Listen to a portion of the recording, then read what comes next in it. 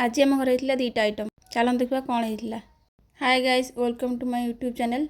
आज आम पोखर धरा माछ ताको भलसे प्रथम काटी नवा। आपण मैंने देखते किमें कटा हो भलसे धोई नवा।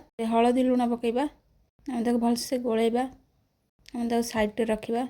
ये मो मसला बाटी नहीं तेल माछ को पकेबा ताको भलसे भाजी नवा।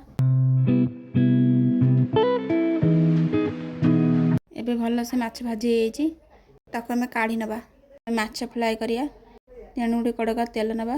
आम पियाज लंका पकेबा तेजपत्र पकईदे भलसे गलेबा।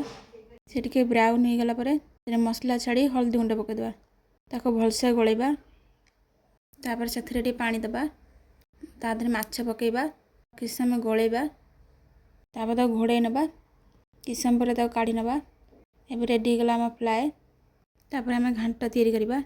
गोटे कड़कार आलू और मसूर पकई पानी दबा। हलदी गुंड और लुण दबा। कखर दे घोड़े नवा किछ समय पर काढ़ा। तापर आउ गोटे कड़का नवा तेल फुटण लंका पकेबा। तापर किछ समय पर पियाज पकेबा। पियाज किछ समय जारिबा तेजपत्र पकई गोले नवा। तापर किछ समय गोले नवा परे अदा रसुण पेस्ट पकई नवा ताको किछ समय गोलेबा।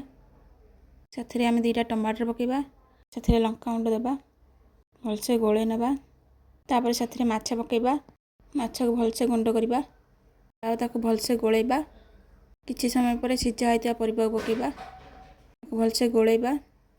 तापर से पानी दबा किछि गरम मसला पकेबा ताको भलसे गोलेबा। शेष जीरा गुंड पकेबा ताको काढ़ी आनिया। प्रस्तुत हो गला आम घांट। देखा जमी खाई टेस्टी थिला। Thank you so much for watching. जय जगन्नाथ।